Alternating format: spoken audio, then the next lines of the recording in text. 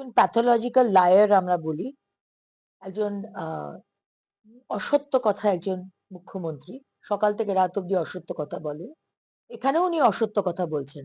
প্রথমত উনি বললেন যে আমাদের পার্টি অফিসে এইভাবে ইডি ঢুকতে পারে না।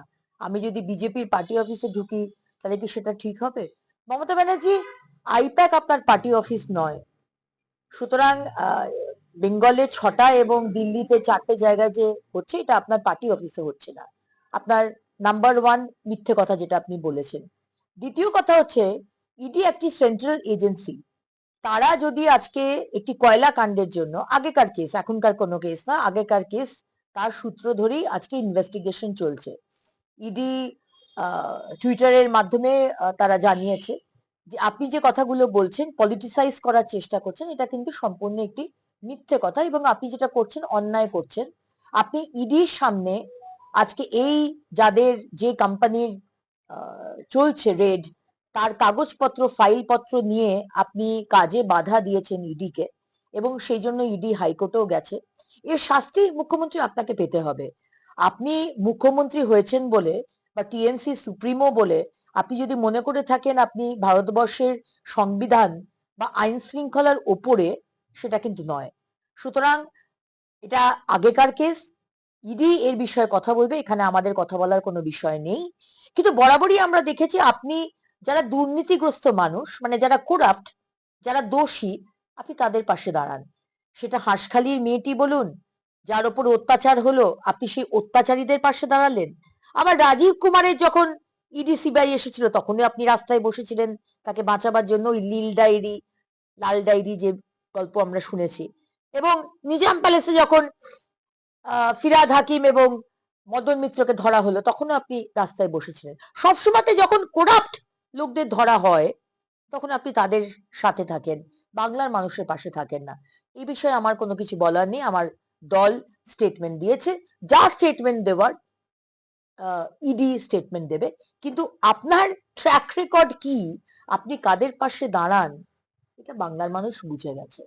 একজন প্যাথোলজিক্যাল লায়ার আমরা বলি, একজন অসত্য কথা একজন মুখ্যমন্ত্রী সকাল থেকে রাত অব্দি অসত্য কথা বলে। এখানেও উনি অসত্য কথা বলছেন। প্রথমত উনি বললেন যে আমাদের পার্টি অফিসে এইভাবে ইডি ঢুকতে পারে না। আমি যদি বিজেপির পার্টি অফিসে ঢুকি তাহলে কি সেটা ঠিক হবে?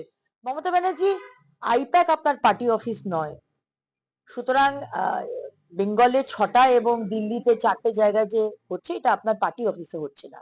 আপনার নাম্বার 1 মিথ্যে কথা যেটা আপনি বলেছেন। দ্বিতীয় কথা হচ্ছে ইডি একটি সেন্ট্রাল এজেন্সি। তারা যদি আজকে একটি কয়লা কাণ্ডের জন্য আগেকার কেস, এখনকার কোনো কেস না, আগেকার কেস, তার সূত্র ধরেই আজকে ইনভেস্টিগেশন চলছে। ইডি টুইটারের মাধ্যমে তারা জানিয়েছে যে আপনি যে কথাগুলো বলছেন, পলিটিসাইজ করার চেষ্টা করছেন, এটা কিন্তু সম্পূর্ণ একটি মিথ্যে কথা এবং আপনি যেটা করছেন অন্যায় করছেন। আপনি ইডির সামনে আজকে এই যাদের যে কোম্পানির চলছে রেড, তার কাগজপত্র ফাইলপত্র নিয়ে আপনি কাজে বাধা দিয়েছেন ইডিকে এবং সেই জন্য ইডি হাইকোর্টেও গেছে। এর শাস্তি মুখ্যমন্ত্রী আপনাকে পেতে হবে। আপনি মুখ্যমন্ত্রী হয়েছেন বলে বা টিএমসি সুপ্রিমো বলে আপনি যদি মনে করে থাকেন আপনি ভারতবর্ষের সংবিধান বা আইন শৃঙ্খলার ওপরে, সেটা কিন্তু নয়। সুতরাং এটা আগেকার কেস, ইডি এর বিষয়ে কথা বলবে, এখানে আমাদের কথা বলার কোনো বিষয় নেই। কিন্তু বরাবরই আমরা দেখেছি আপনি যারা দুর্নীতিগ্রস্ত মানুষ, মানে যারা করাপ্ট, যারা দোষী, আপনি তাদের পাশে দাঁড়ান। সেটা হাঁসখালির মেয়েটি বলুন, যার ওপর অত্যাচার হলো, আপনি সেই অত্যাচারীদের পাশে দাঁড়ালেন। আবার রাজীব কুমারের যখন ইডি সিবিআই এসেছিল তখনই আপনি রাস্তায় বসেছিলেন তাকে বাঁচাবার জন্য, ওই নীল ডায়েরি, লাল ডায়েরি যে গল্প আমরা শুনেছি।